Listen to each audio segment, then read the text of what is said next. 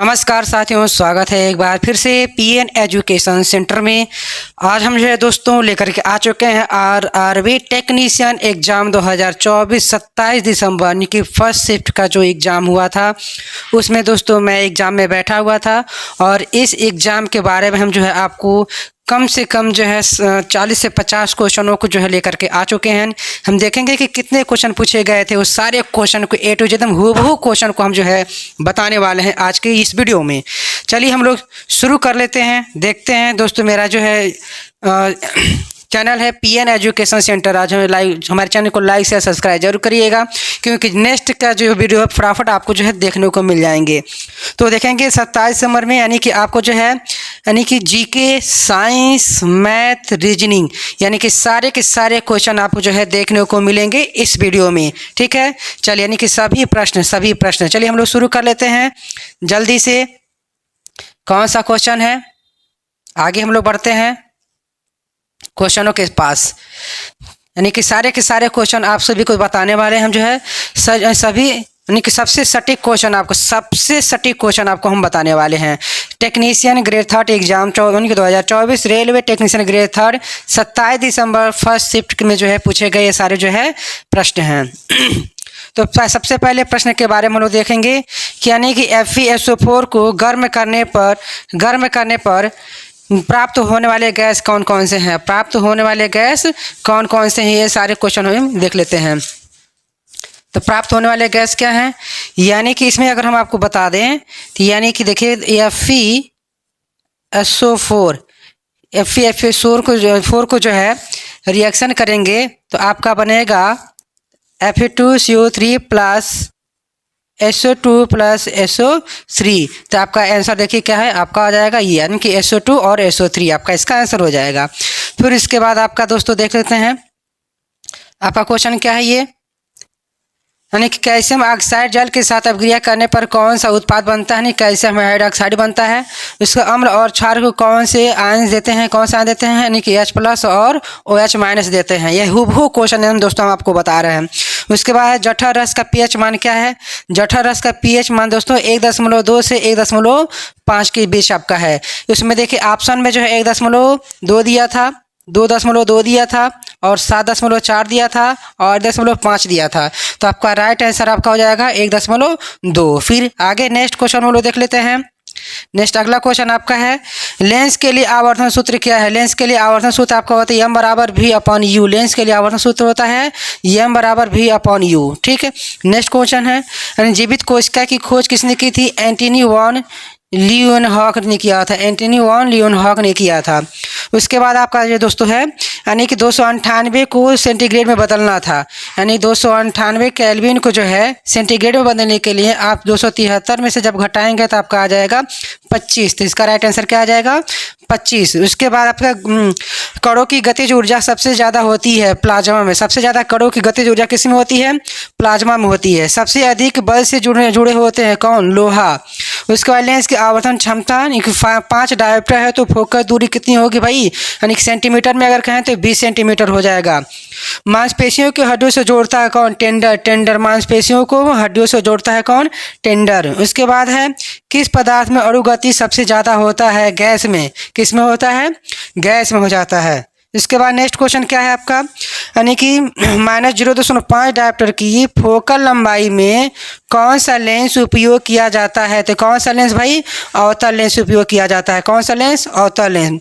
उसके बाद next question है पौधों में तने और जड़ों की लंबाई में वृद्धि का क्या कारण होता है। तो क्या कारण होता है आपका, यानी कि शीर्षस्थ यानी कि विभज्योतम होता है। ठीक है, उसके बाद नेक्स्ट क्वेश्चन आपका क्या है, यानी कि भार को मापा जाता है यानी कि kg न्यूटन में। भार को किससे मापा जाता है, kg न्यूटन में। उसके बाद है अगर किसी प्रतिरोध का मान 12 ओम है और 2 एम्पेयर की धारा प्रवाहित होती है तो उस पर वोल्टेज क्या हो जाएगा भाई, 24 ओम हो जाएगा। V = IR से। ठीक है, वोल्टेज निकालना नहीं कि 12 × 24 हो जाएगा। ठीक है, उसके बाद आपका अगला क्वेश्चन है जानवर में उसके अंग को किसके द्वारा जो है निर्देश किया जाता है। तो इसका आंसर जो है तंत्रिका तंत्र है। जानवरों में उसके अंगों के किसके द्वारा निर्देश दिया जाता है, तो इसका हो जाएगा तंत्रिका तंत्रिका तंत्र क्या होता है? तंत्रिका तंत्र इसका राइट आंसर हो जाएगा। अगर किसी वस्तु पर 5 न्यूटन का बल लगाया जाए और उस पर विस्थापन 3 हो तो किया गया कार्य कितना हो जाएगा? तो किया गया कार्य हो जाएगा 5 जूल। कितना हो जाएगा भाई? 5 जूल। ये सब राइट आंसर है भाई साहब। यानी कि ये जो एएलपी का टेक्नीशियन का जो आरआरबी टेक्नीशियन का एग्जाम 17 तारीख को जो फर्स्ट शिफ्ट में हुआ है, यही सारा हूबहू यही क्वेश्चन है, क्योंकि भाई हम क्वेश्चन ये पेपर हम खुद दे करके आ रहे हैं। ठीक है दोस्तों। उसके बाद अगर चंद्रमा पर बल यानी कि 2.02 गुणे 10 पे यानी कि 1020 न्यूटन है, तो पृथ्वी पर बल का मान कितना हो जाएगा? समान हो जाएगा, यानी कि 2.02 गुणे 10 पे 10 यानी कि 1020 न्यूटन हो जाएगा। ये आपका इसका राइट आंसर ये हो जाएगा। फिर नेक्स्ट क्वेश्चन देखते हैं। यानी कि 14वां सीनियर महिला हॉकी कप किसने जीता था? यानी कि हरियाणा ने जीता था। कौन किसने जीता था भाई? हरियाणा ने। उसके बाद गुजरात के किस जिले में प्रधानमंत्री मोदी ने डाटा सेंटर खोला था? किस में भाई? गांधीनगर में। उसके बाद इनकी पीएम विश्वकर्मा योजना का बजट कितना है? कितना है भाई? 13,000 करोड़। कितना है? 13,000 करोड़ है। उसके बाद आगे देखते हैं हम लोग। मुस्लिम वक्फ बोर्ड को लोकसभा में कब पेश किया गया था? यानी कि कब पेश किया? 8 अगस्त 2024 को। अमृत वृष्टि अभियान किस बैंक ने शुरू किया था? एसबीआई ने। कौन भाई? एसबीआई ने।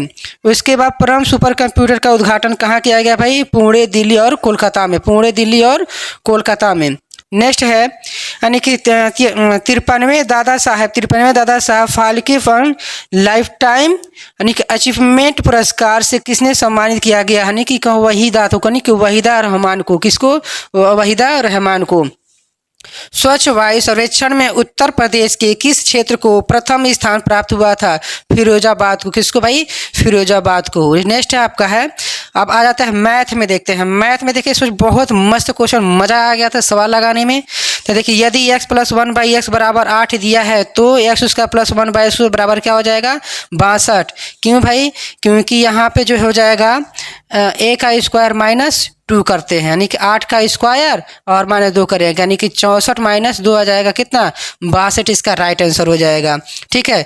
यानी कि इस पे जितने अलजेब्रा के जितने इस पे फार्मूला बनते हैं भाई आप एकदम तैयार कर लीजिए अच्छे से। उसके बाद आता है 10 लीटर के घोल में, सवाल था आपका 10 लीटर के घोल में दूध और पानी का अनुपात, दूध और पानी का अनुपात कितना था? 3:2 है। तो दूध की मात्रा है, तो यानी देखो 3 2 5 हो जाएगा भाई। दूध की मात्रा पूछ रहा है तो दूध की मात्रा कितना है? 3 है। तो 10 गुणे हो जाएगा 3/5। 5 दूना 10, 3 दूना 6। इसका राइट आंसर कितना था भाई? 6 इसका राइट आंसर आया था। उसके बाद आपका है देखिए मोस्ट इंपॉर्टेंट क्वेश्चन भाई, मज़ा आ गया था लगाने में सवाल। ए बराबर कितना? 8 पे पावर 5 और 10 पे पावर 4 है, और बी बराबर 8 पे पावर 3 है और गुणे 5 पे पावर 3 है। तो ए गुणे बी का मान क्या होगा? तो देखिए घातांक आधार बराबर है, तो 8 पे पावर कितना हो जाएगा?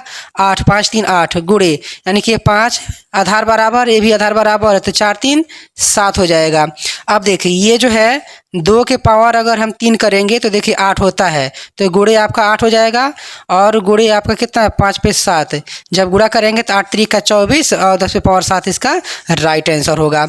फिर उसके बाद आपको देखते हैं sine square theta plus cos square theta minus यानी कि sec square theta minus tan square theta. तो इसका मान भी देखो भाई, इसका मान 1, इसका भी मान 1 हो जाएगा, तो 1 - 1 यानी कि खत्म हो जाएगा, प्लस यानी कि समाप्त हो गया। और यहाँ पे कॉट दिया है तो आप कॉस थीटा बटे में साइन थीटा लिख सकते हैं, और इंटू में क्या लिख सकते हैं? Sine theta. तो साइन थीटा कट जाएगा और बचा क्या? यानी कॉस थीटा और प्लस कॉस थीटा, यानी कि 2 कॉस थीटा इसका राइट आंसर होगा दोस्तों। ठीक है। उसके बाद आता है एक सवाल इसमें आया था, 15%, 70% और 24 अलग अलग जो है विक्रेता के द्वारा छूट दिया गया था, और यहाँ पे पैसा कितना था? 1280 था। डाटा थोड़ा सा क्लियर नहीं है, इसीलिए इसका आंसर हम नहीं बता पा रहे हैं। ठीक है दोस्तों, ये मतलब ऐसे ही सवाल था, एकदम सेम टू सेम सवाल ऐसे था। उसके बाद 33 है, एक आयताकार खेत की लंबाई जो है इतना मीटर था और चौड़ाई जो है 42 था, एकदम सेम यही डाटा ही है, और उसमें जो है 6 मीटर के असमान चौड़ाई के घास लगाए गए थे। तो लगाई गई घास का जो है क्षेत्रफल निकालना था दोस्तों। ठीक है, थोड़ा सा डाटा में कमी है, इसलिए सवाल थोड़ा लगाने में असमर्थ थे हम भी। उसके बाद एकदम ये हुबहू क्वेश्चन था, 25 आदमी और 15 औरत किसी कार्य को जो है करते हैं, यानी कि कितना 20 रुपये प्रति घंटा, और जो है 20 औरतों को कितना 20 रुपये प्रति घंटा के हिसाब से मिल दिया जाता है। तो इनकी औसत जो है मूल्य कितना था, तो इसका औसत मूल्य, इसका राइट आंसर भाई आया था 20। कितना आ जाएगा, 20 इसका राइट आंसर आ जाएगा। फिर इसके बाद देखते हैं किसी गाड़ी की चाल, देखिए 90 किलोमीटर प्रति घंटा और 60 किलोमीटर प्रति घंटा, तो औसत चाल हो जाएगा। तो इसका फार्मूला लगेगा 2xy अपान हो जाएगा x प्लस वाई। ठीक है दोस्तों, तो जब आप रखेंगे तो 90 यानी कि 2 क्या हो जाएगा, 2 गुणे 90 गुणे 60 बटे में आ जाएगा आपका जो है इसका जोड़ 150।